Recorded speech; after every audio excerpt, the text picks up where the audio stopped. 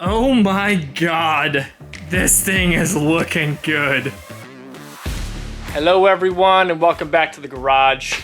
In between the last video and this one, I welded up a bunch of the fish plates. Now we're gonna start making all of the beautiful stuff in between. I also have the mock-up block and transmission sitting in the chassis.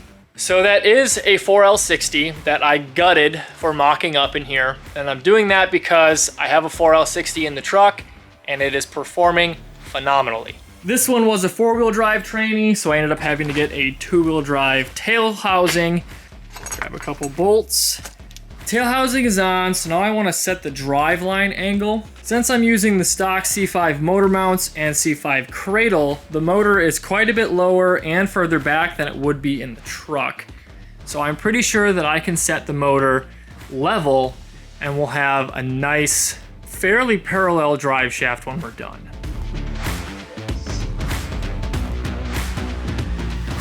In there now, the motor looks like it's kind of diving forward, but it's pretty much level. And our frame is pretty level too. With a little bit of eyeballing, I'm pretty certain that this whole truck's gonna need a trans tunnel. It's just becoming more and more race car every step. Let's pop these guys on there.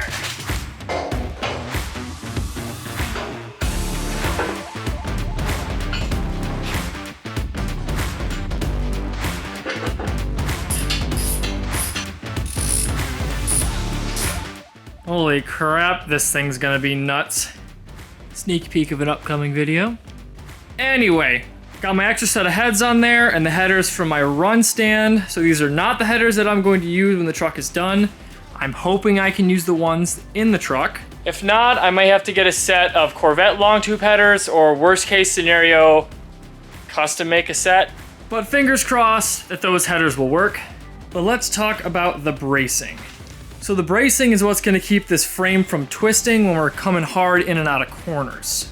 My rear step is probably a little larger than it needed to be, but I chose to make it as high as it is so that I wouldn't have to notch a chunk out of my frame if I end up lowering the truck even further. This should be the ride height that I'm set up for, and right now there's about 6 inches of clearance between the axle and the rear frame rail. And from what I understand, it's best to have about 3 inches of compression and 2 inches of rebound-ish for your rear coilovers.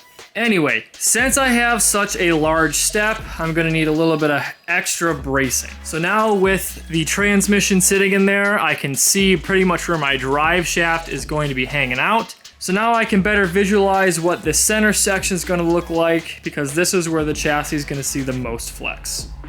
So with the drive shaft being this high, that means I can do basically whatever I want down here. All of the members that are going to be in the center are going to be made from roll cage tubing. This is 1 3/4 120 wall DOM. So the gist of it is, I want to have a crossbar up here, a crossbar down here, and then I'm going to make a ton of triangles all over in here.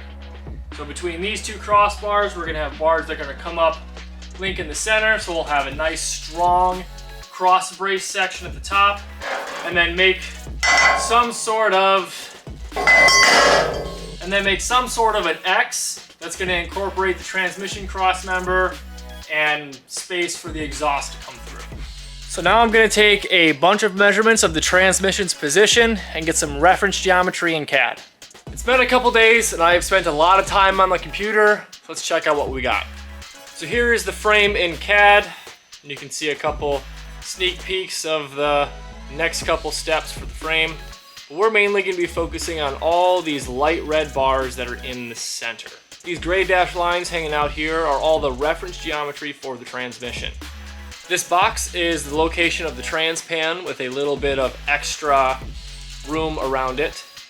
These two circles are the mounting points on the tail housing, and then finally the output shaft location. So that gave me all the points I needed to be able to construct these bars around the transmission, so we'll still be able to pull it and have the strength in the center of the frame. Just like I said earlier, you can see these two crossbars around the rear step, and from that rear step we're building forward and backward to make this frame nice and stiff. I have not designed the transmission mount just yet. I'm waiting for a new polymer bushing to come in. Once the new bushing gets here, I'm gonna start working on this. There's gonna be 3 mounting tabs, so you'll be able to unbolt the transmission crossmember substructure and the transmission from the mount itself. If you guys would like to see some of the design work I do a little more in depth, let me know down in the comments. But that's what I'm going to be doing for the substructure, and I already have all the pieces rough cut, and I have a notching schedule. A notching schedule just gives some rough dimensions of what the tubes are going to look like, where you need to cut or notch them. And these drawings are detailed in a way that I understand them. But when you're making your own stuff, as long as you know what's going on, that's all that matters. So now all these tubes. I have the first 4 bars in, and I ran into a small problem. So both of these bars on the angle were supposed to meet in the center, like that.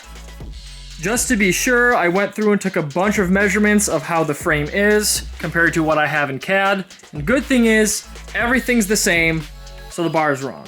One good thing is, the bars came out exactly the same. So my method was good, now I just gotta get the right number in there. So if we come back to my notch schedule, I think this number here is where I went wrong. So I did take a measure of these tubes before I put them in, and I'm only about an 1/8 inch short off of what the notch schedule is, but that wouldn't make them miss by this much. So I think this length is not exactly what I thought it was. Seeing where that measurement came from, I'm just an idiot. Okay, so this is the tube that's in the chassis right now. You can see our measurement coming across here, the 24 or 23.42 blah blah blah. At the top here, we have the notch, and you can see this measurement comes from the notch. But we go down to the bottom, and that's not the notch. Pop back over to the full assembly real quick. That's where those 2 tubes are supposed to link in the center. So there's supposed to be a whole another little gap. Or there's a gap here where there's supposed to be another chunk of tube. That's why they're short. You can see down here how that little line that's in the sketch in that other part intersects with the tube. Yeah, that doesn't do that up here. So now I have to go through all the tubes and fix that, because every one of the tubes intersects like that. I did a little poking around in the computer, and I decided I'm gonna leave these tubes like this. They should be just fine. I might take and add some kind of plate up here to kind of tie all these pieces together, because the other tubes are still going to link in the center here like these ones were supposed to. Wherever my notch schedule ended up, it's fixed, and I have the next few bars cut and ready to go in. And this guy's about where they gotta be, so that's gotta go. I hit it here and that one broke. That was a royal pain, so you're probably not gonna see any of that. Man, this is starting to look good. Notching tubes is not very difficult, and you don't need expensive tools in order to do it well. You can use a grinder, and there are tons of tutorials on YouTube on how to do that, so I'm not gonna make one. I have used a grinder before to make notches. It works. It's not my preferred method. I prefer my Harbor Freight notcher. When doing notches like I'm doing on the chassis here, it's nice to be able to repeat measurements and repeat angles as close as you can, and the notcher that I have makes that a lot easier. You set the angle, tighten it down, and it repeats pretty well. I did have to modify mine to accept a deeper hole saw, and I would definitely recommend that if you're gonna be doing larger tubes like for a roll cage. A regular hole saw just doesn't quite make it through this 1 3/4 material, and you end up having to cut a chunk of it off with a grinder and then come back and finish it out. There are a few different manufacturers for those deep hole saws. The one I'm using is a deep saw. I'll throw a link to it in the description, and they are not a sponsor, I'm just a happy customer. The other tool that I've recently started using is this guy. And this thing has made straight angle cuts that aren't going on a tube or just cutting the tube in general so easy. This guy might be a little bit pricey, but definitely worth it for the time it saves. But again, everything you can do with that, you can do with a grinder. These 3 bars are in, and they're looking great. There are 2 more bars to make up front, and then the bolt-in transmission crossmember. I'm still setting the shop up, and we're doing work in the back room, so I have no idea where my bend schedule or notch schedule went. I found it. It was in the dumbest place, and I got the next 2 tubes notched. That's about what it should look like, so I gotta cut this off. I'm having a little trouble with the fit up for these bars. This is a difficult angle to cut and to mark. And the angularity of both of these bars, as well as the spacing, is kind of important. So I think I'm gonna go back to the drawing board slightly on this mount down here. It's too late to get anything made up and sent out tonight, so we're gonna work on the crossmember. So this guy is a tab and slot design. So we have all these pieces that stick out, and they slide together just like that.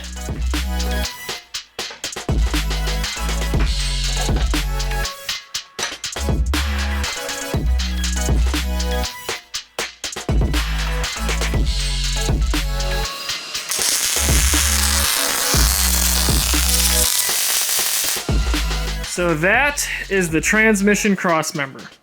It weighs probably about 10 pounds, and it's stronger than all get up. Sadly though, I thought these were 3/8 bolts. They are 10 millimeters, so they don't fit in the slots. More things to modify tomorrow.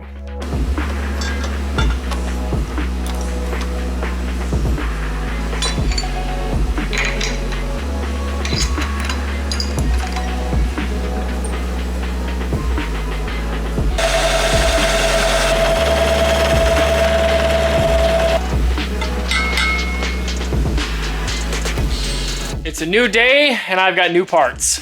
I also got the crossmember modified, and now the bolt fits, and it's got a little bit of wiggle. The crossmember's in, and it's looking good. Height-wise, it's looking like it's gonna be a little bit low, but I can always shim it, so that's perfect. Now I've gotta get these bars in. The original plan was to cut basically a wedge off the end of the pipe and have it butt up to this plate. Those are being a pain to cut, so I made these. That was easy, and they're warm. So here's what I'm gonna call a wedge. This guy comes and sits right down in there, and it can slide forward and backward a little bit. And that links up with our pipe just like that. Instead of trying to miter cut the end of that pipe, and this block will drop in there, and it will actually give me a better mounting surface for the pipe to have a whole stronger joint up here.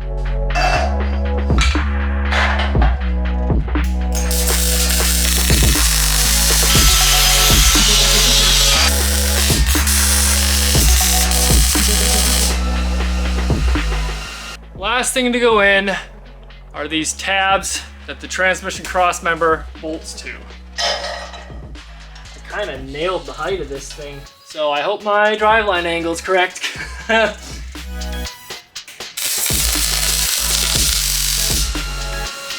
Damn, that is looking real good.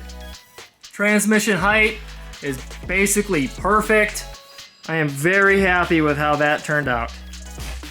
Now there's 6 more bars to do. I'm starting to lay out the next couple tubes, and I wanted to show you guys the plates that I'm welding all of these bars to. I have a few of these. These are just 3x3 square, 3/16 squares. These get welded to the inside of the frame so that the bars have a thicker pad that they can get welded to. It also helps distribute the force coming in from the bar. Instead of the weld being on this small surface area, it's spread out through this larger surface area. Back here, these 2 bars come out. There's a crossbar basically right behind the rear end, and then there's 2 more bars that come in toward the back. So where these 3 bars meet is ending up to be kind of wide, and my 3x3 squares are not big enough. I'm gonna whip up some new ones, and then we'll go see Andy.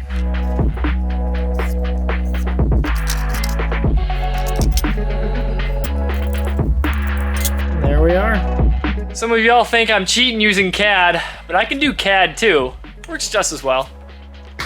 I got my plates back from Andy, and again, I want to give him a huge shout out. Anytime I've given him files to cut, he has cranked them out, and without him, I would not have been able to go from nothing to this in 2 months. So a huge thank you to Jim and Andy at Sorg Welding. All right, let's get this thing done.